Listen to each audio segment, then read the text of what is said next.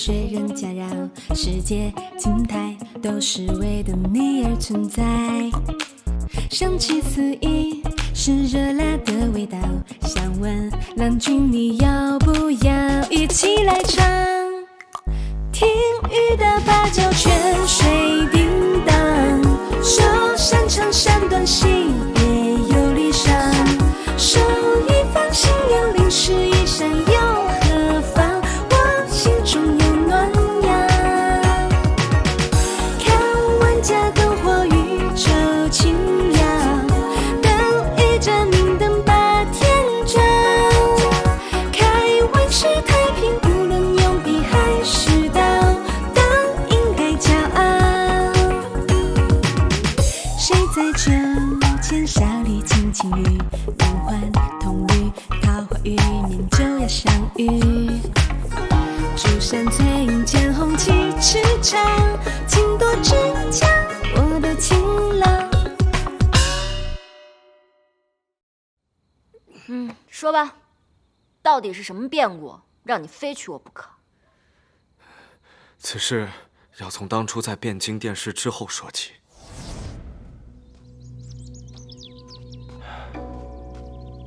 许兄，早先读书时，便觉得你见识不凡。前日殿试，你的策问着实令在下叹服。来日发榜，相信你必高中3甲之列。这里就先行恭喜了。不敢当，汤兄的策问也是极好的。哎，二位公子，我家主人有意邀请二位公子一同品茶，不知二位意下如何？来，二位公子请坐。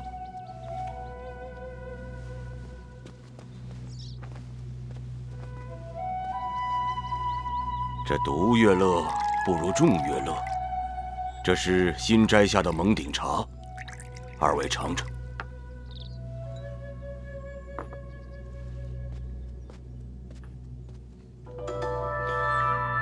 滋味鲜爽，味有回甘。这茶不愧被称之为仙茶。还不知先生名讳，在下唐。即是萍水相逢，又何必非要知晓姓甚名谁？名字是约束，当个陌生人一起喝喝茶、聊聊天，岂不更加自在？说得好，相逢何必曾相识。老先生，您的话深得我心。方才二位公子所言，老夫也听到一二。你既然长于策问，可否能回答我一个问题？先生请讲。你是如何看待独断专权？若是有为臣者得官家信赖，却偶有独断专行，是否当立即打压削弱之？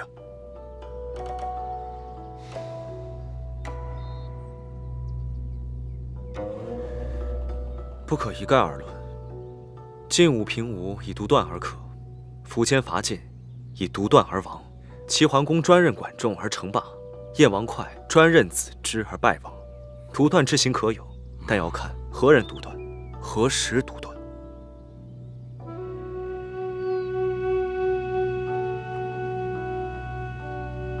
好啊，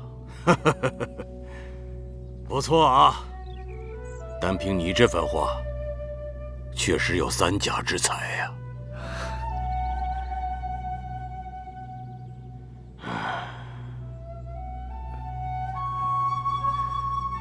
不知先生有何指教？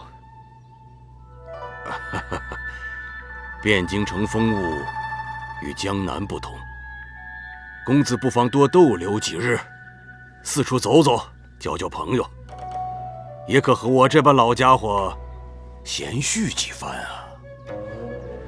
老夫家中尚有一女，年龄与公子相仿，平时偏爱诗词，或许也可相谈一二啊。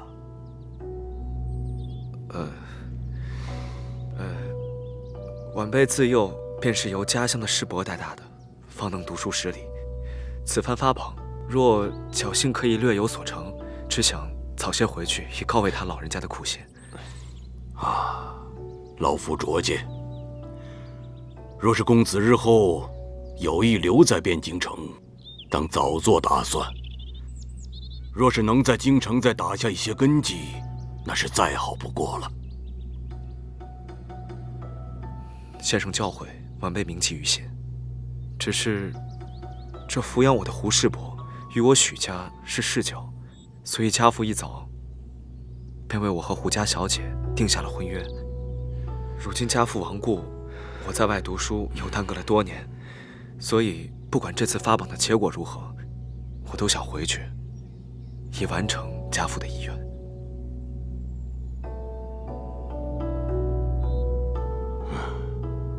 能让公子念念不忘，想那胡家小姐定是不凡之人。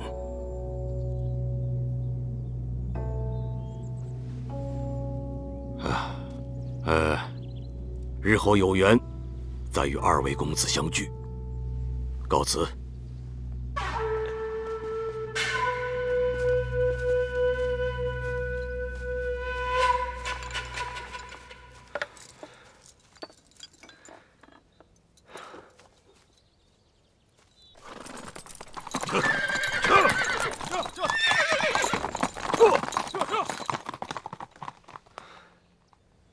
许兄啊，许兄，你知不知道你错过多好的一个机遇啊？我知道他是谁，他是当朝丞相贾昌。我也知道，今日的邂逅，并非偶然，是汤兄你有意带我来的。那你怎知那老头就是丞相？他衣服的内衬是紫色的，在我朝只有3品以上的官员才可以穿戴紫衣。况且他知晓我善策问，说明他对殿试有所了解，甚至看过我们的考卷。尤其是他那么一问，今年朝中大员被议论有独断之嫌的，唯有宁王殿下、丞相贾昌，以及当朝国舅傅温傅太师。据我所知，这傅太师膝下无女，而宁王殿下又年轻许多，所以剩下的就只有当朝丞相贾昌贾大人了。那不还是蒙的吗？所以那个贾丞相嫌弃你不识抬举，便把我的事儿告诉了官家。这也是我想不通的地方。以贾全所言，告诉官家的人竟然是傅太师，可我和这傅太师素不相识。现如今可好，我若不和你成婚，便成了欺君之罪，胡家也会因此遭受劫难。你是不是傻呀？丞相家的千金之女，你为何不娶她？这一来，我已有婚约在先，不可毁约；二来，他们那些人又怎么会看得上我这种毫无根基之人？这汤泽也算是京官之子，他又为何会设计我与丞相巧遇？这一切都太令人想不通了。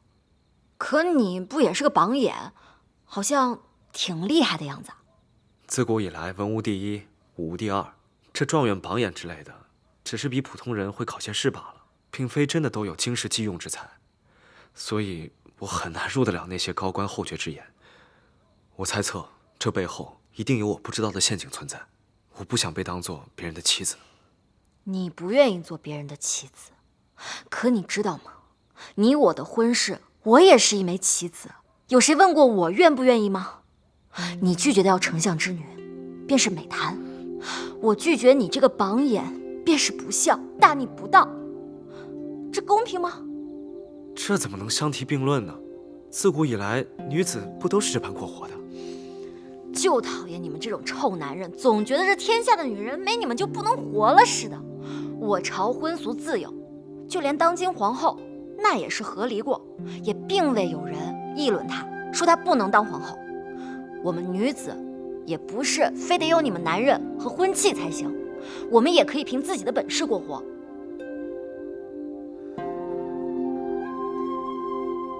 有道理啊，说得好。万万没想到，你还有此番见地。小意思。我可告诉你，我不光是手上有功夫，我若是读了书，那也不一定比你差。那是自然。干了吧？还喝呀？哎呀，这般放纵，着实不妥。赶紧喝了。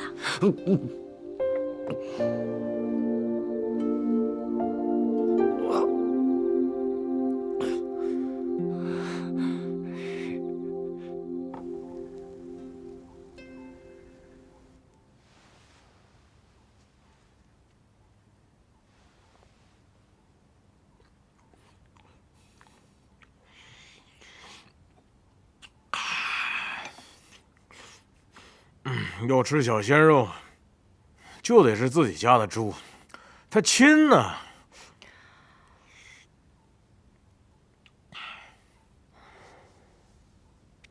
我说当家的，你要不出去找找，这万一出什么事儿呢？能出什么事儿？云来镇，巴掌大点的地方，街里街坊的都替咱们看着阿娇呢。再说，方圆几十里，一听阿娇这俩字，谁敢啊？除非这皮痒痒了。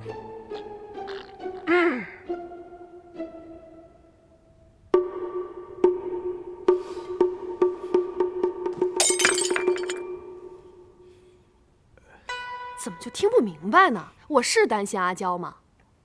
我是担心人家许家哥，好不好？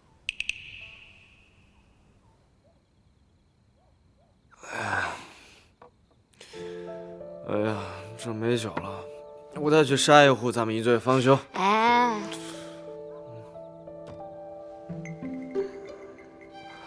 阿娇，你这是做什么？男女授受不亲啊！你那个当的什么官儿？一个月能有多少俸禄啊？我是去上庸县当县丞，一个月不多不少的话，这个数5000万。哎，就这么点钱，你说的那么小心干嘛？这上庸县本就是个小地方，俸禄本就不会有多少，更何况我们读书人入仕是为了利国利民，不是为了赚钱。切，瞧瞧你们读书人多虚伪！你不挣钱，你吃什么？不是为了赚大钱。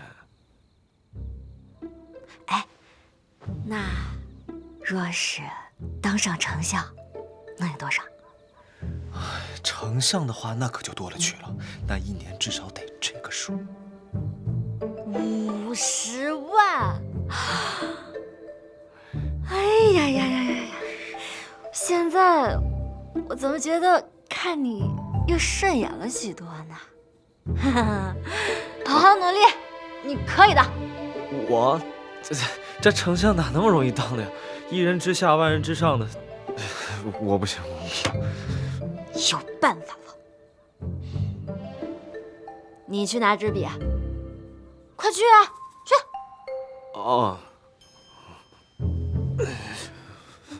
啊。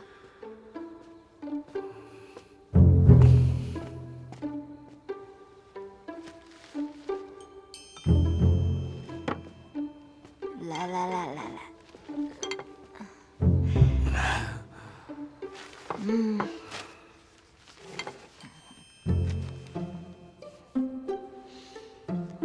我的梦想是开间铺子，做老板娘，自己养活自己。这第一步，先开个酒铺兼杂货店，大概需要200贯。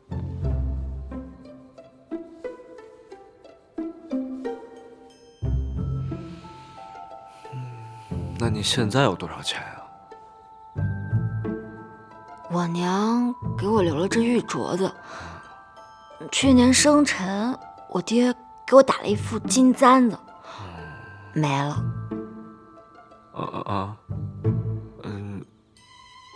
那这差的挺多的。可我现在有你了呀！你1个月的俸禄是5贯钱，1年60贯，3年就是180贯。哦，你是说加上我？可是我们平时这生活总有吃穿用度吧？就算我们再节俭，这3年能省下来90贯，就以数万行了。我还有我的嫁妆呢，大概是这么多。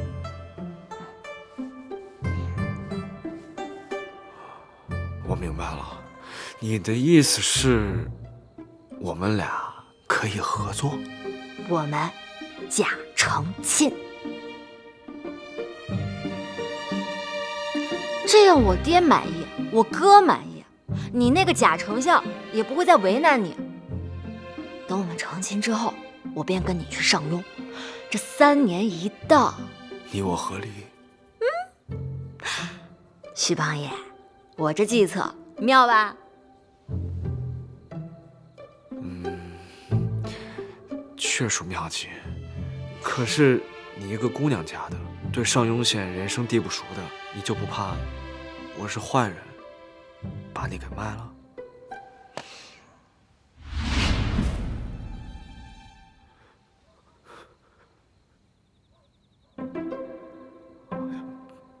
到了上庸县，你可千万别把我卖了。你若是偷奸耍滑坑我，小心人走灯灭。到时候你就是我相公，不管我怎么揍你，那也是天经地义，没人敢拦着。天经地义。哎，倒酒。哎。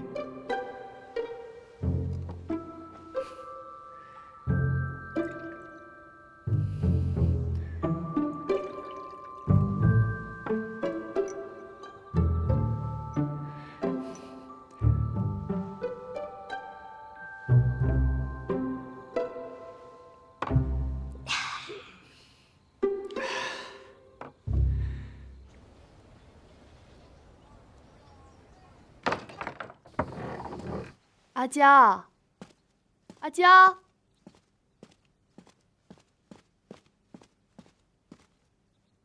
阿娇，阿娇，阿娇，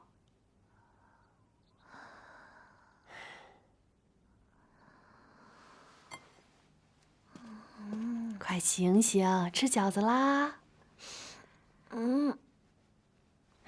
快醒醒，吃饺子啦！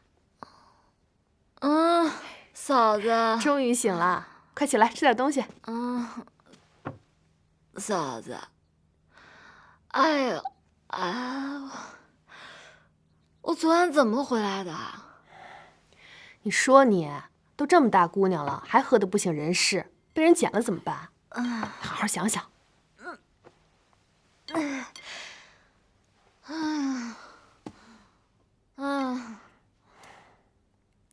哎，昨夜是下雨来着吗？没有啊。快来吃东西。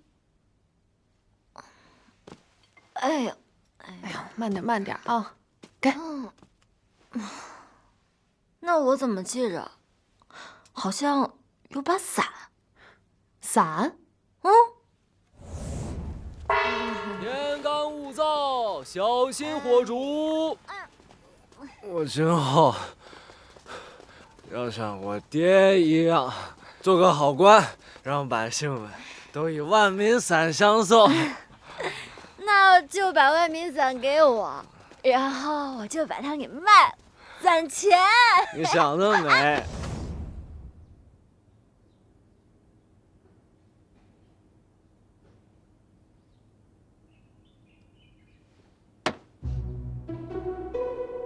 昨晚去哪儿了？你说你一个大姑娘都快嫁人了，还深夜不归，这像话吗？那这要是传出去，就算我不在意，你也要为自己的名声想想吧。我错那算了，当我没说。你这丫头啥德行，街坊邻居早知道了。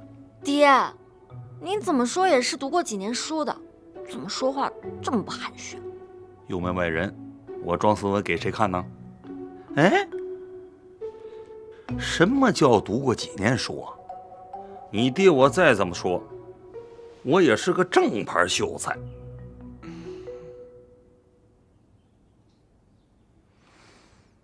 哎，哎呀，阿娇，你知道爹为什么会同意亲家的求娶吗？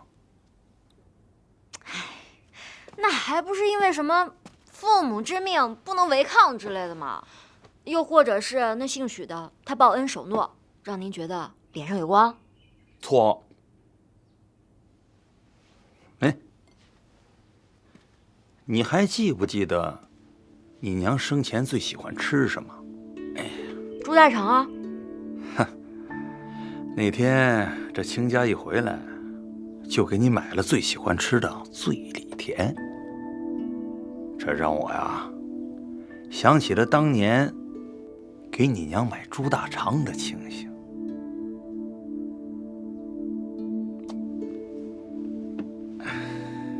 阿娇啊，你要记住爹的话啊，这一个男人啊有多大本事并不重要，重要的是啊，他能观察你的喜好，并且能够讨好你、满足你，这就是一个有心人。要嫁，就得嫁个有心人才对嘛。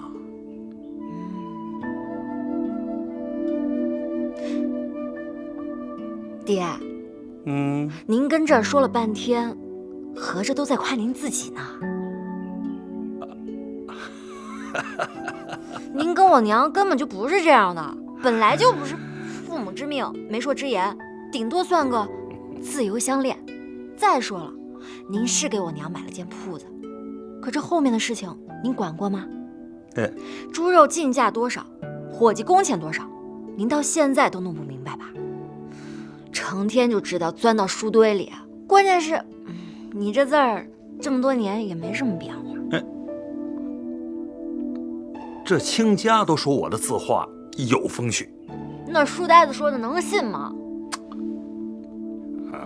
行，这个咱不提啊。总之呢，你要记住，像为父和亲家这样的读书人呢，有的时候会说一些不真的话，但是绝对不会骗人的。到了上庸县，你可千万别把我卖了啊！那人是挺老实的。什么？爹，我想通了，这婚姻大事本就是父母之命、媒妁之言，那这婚事呢，咱就尽早办了吧，最好是明天就办。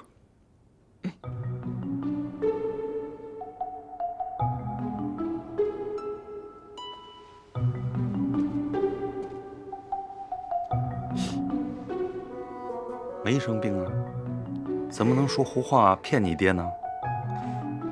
哼！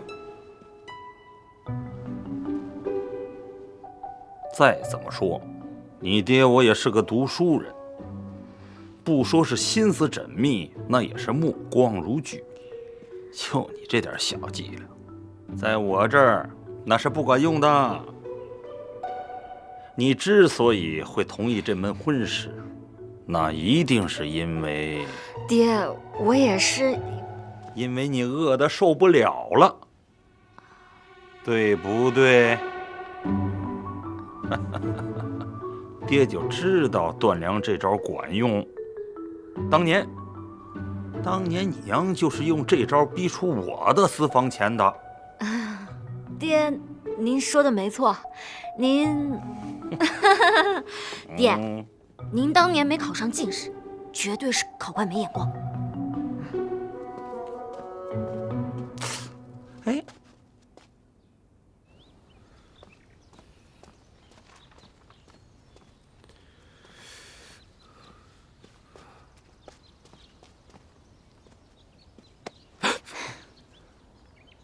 谈得怎么样？我觉得我们可能想太多了。我爹那智商，你待会儿进去跟他聊两句，这关应该算是过了。如此甚好，这接下来便只剩贾全这一关了。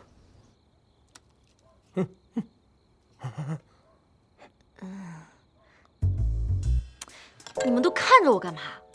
我就说吧，他就是饿。饿了。许清佳，你愣着干嘛？你也说两句。师伯，哎，其实阿娇之所以愿意嫁给我，是因为那天晚上，我和她围炉夜话，并煮夜谈，长夜漫漫，无心睡眠。就这么一杯接着一杯，行的是平均满浊酒，听我醉中饮；叹的是客路如天远，侯门似海深。我们假成亲，这3年一到，你我合力，竟发现我和阿娇是如此的心有灵犀。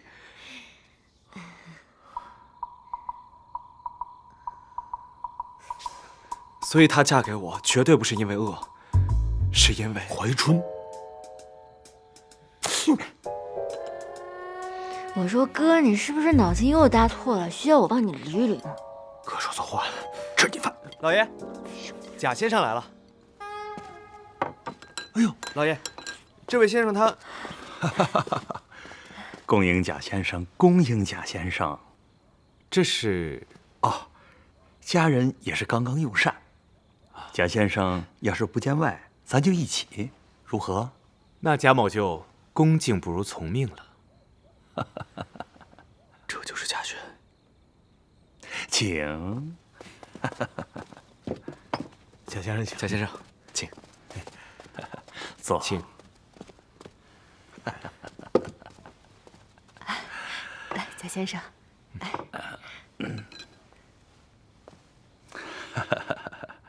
这位便是从京中来的贵客大人吧？听说您为了看我和许清佳，许郎的婚事而来。我家相爷欣赏许榜眼的才华和人品，特让贾某来献一份贺礼，尽一份心意。多谢多谢。堂堂丞相大人，未必有点太闲了吧？放肆！妹，丞相大人也是你能妄言的？阿娇妹妹惯爱开玩笑，贾先生，请我放在心上。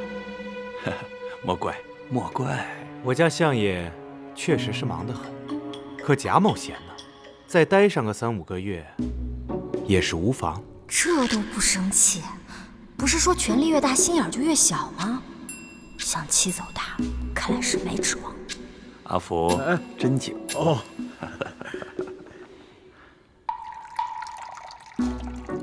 贾先生再次造访，让胡家是蓬荜生辉呀！来，老朽敬上一杯。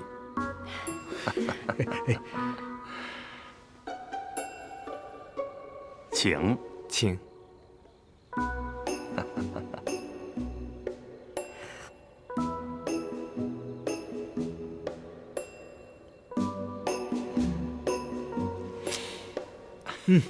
好酒。这桌上都是云来特产，品尝一下。好。阿娇妹妹，多吃点儿，你最近又瘦了。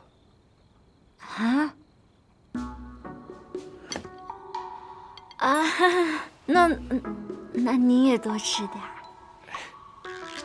你们俩，我们打算明日成亲。妹呀，你这说不嫁死不嫁，说成婚明日便要成婚，耍死你哥哥！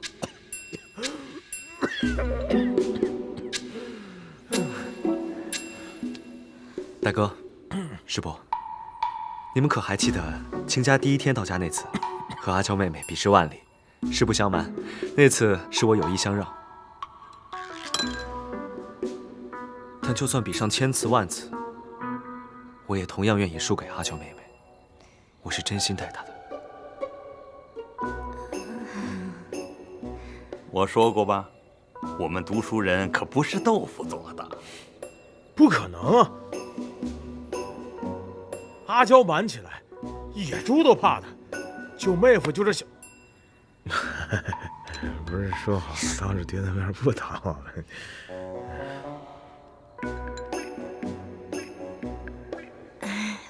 我们还是太年轻，这几日让父亲和兄嫂费心了。这上庸山高路远，早日完婚，早日启程才好。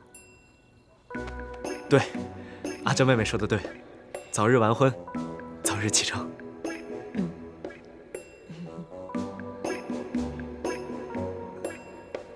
爹。既然要成亲，也不能太仓促，明日开始筹备便是。哦，明天。来，贾先生，再敬上一杯。都坐，请。坐。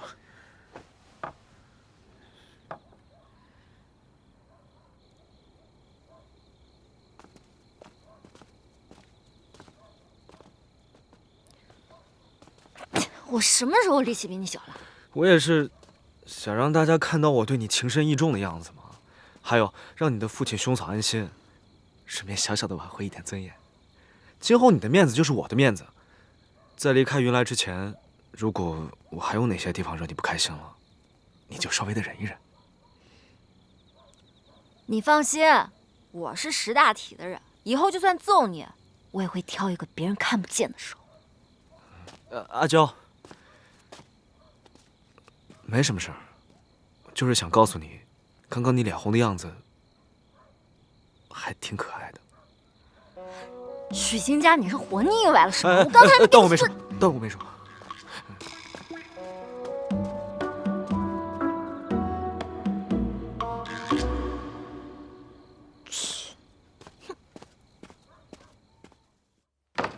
阿娇，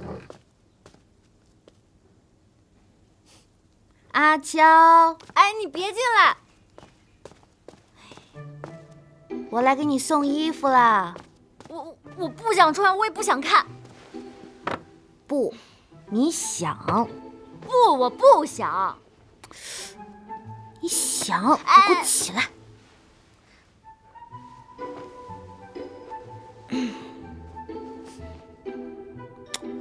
伸手。臭丫头，这相亲下定呢，一辈子可就一回，对我们女儿家来说最重要了。你忍忍啊！哎呀，应付那姓许的不需要这么隆重。再说了，什么相亲下定，不就是从他的客房搬到我这东厢房来？转过去。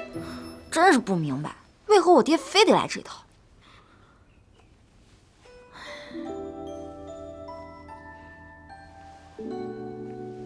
你还有一个爹能帮你操心这些事儿，不像我爹，走镖到现在都音讯全无，就给我留了几袋子蔗糖。不知道我出嫁那天能不能等到他回来。哎，不对，蔗糖，难道你每次就做3个醉里甜？是因为这糖是你爹？是因为麦芽糖有粘性，而蔗糖呢，能更好的融入面团里，没有溶解的粗糖撒在点心表面，还可以增强口感。这物以稀为贵，现在市面上呢，这种糖霜已经不多了。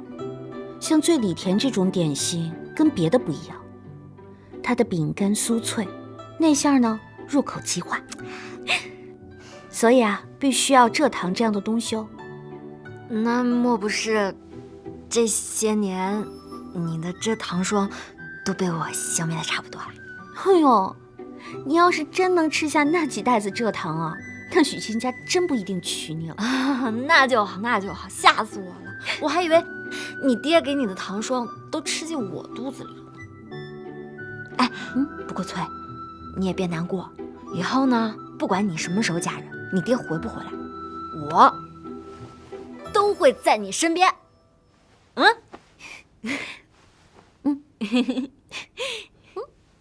哎呀，行了，是你家人，丫头，来，哎，不是，快点，差不多行了吧？快点儿，那可不行，坐下坐下。还是说回你这桩婚事啊，这夫妻呢，本就是搭伙过日子，男子养家，女子育儿的。什么一见倾心、相亲相爱、相敬如宾，绝对没几个人的。这女子嫁人呢，本就是找一个下半辈子能养活我们的人罢了。你想啊，这许亲家呢，他大小是个官儿，对不对？而且他性情儒雅，对不对？哎呀，我说怎么你也这么想啊？怎么就不能一见倾心了？我以后要是有能耐养活我自己，我就能嫁给我自己倾心的人。那你想嫁给谁啊？我哥啊。这个事儿就不要再提了，这简直就是我的人生污点。哎，不对，那不都怪你吗？你又没告诉我你哥要成亲了，害得我在许清家面前丢人丢大了。就你这小丫头的性子，我不让你亲眼看一看，你能信吗你？哎，反正我不管。你得赔偿我，你得赔偿我丢脸损失费1两银子。1两银子是吧？行，那今儿这妆呢，您自个儿化了啊。自己画呗，那就2两银子。2两银子，我画，画。我就把你画成丑八怪。丑八怪，别动啊！我看看怎么给你调整啊。你说真的？什么丑八怪？哎，画成丑八怪，丑八怪，丑八怪。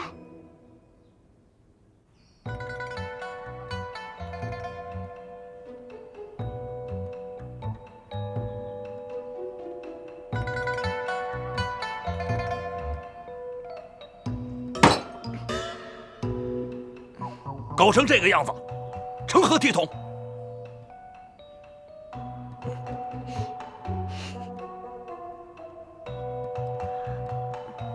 爹，阿娇其实……别替他说话。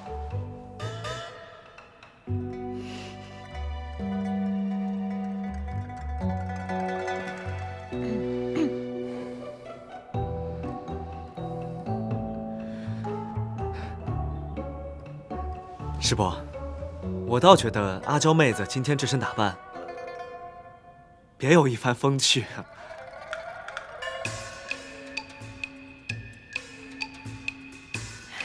对啊，爹，风趣，这是风趣。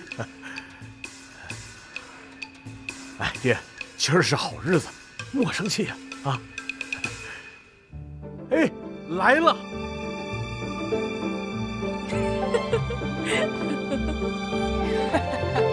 哎呀！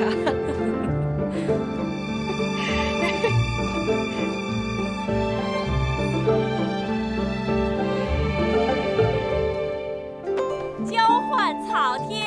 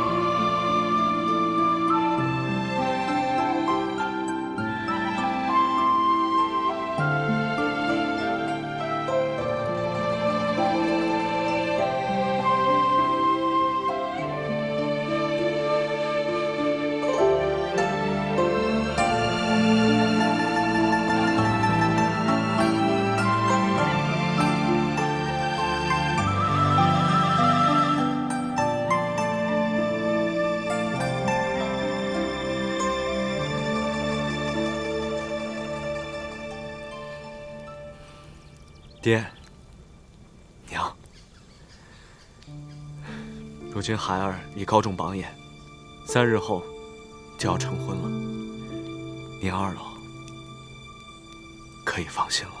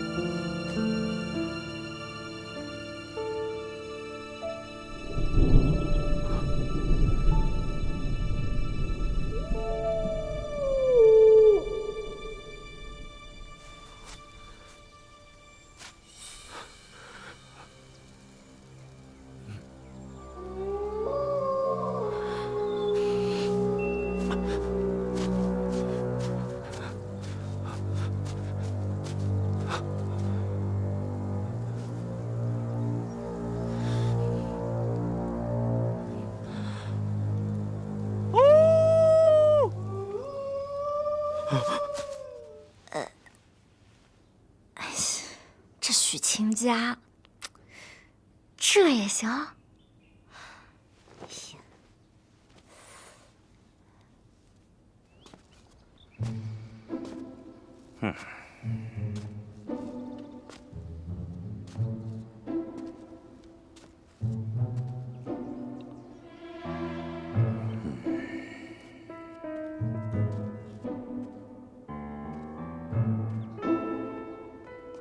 爹，爹，你怎么在这儿啊？来找阿娇，她今天把我的脸都丢尽了，我必须得好好说说她。爹，谁也别，哎，阿娇，嫂子，阿娇，你今天把爹的脸都丢尽了，不是我说你啊，你说你，爹，谁也不能替她说话。爹，我都说了，谁也不能替她说话。爹，你听我说，阿娇，许仙家人不见了，我刚刚找了一圈，都不知道他人去哪了。啊？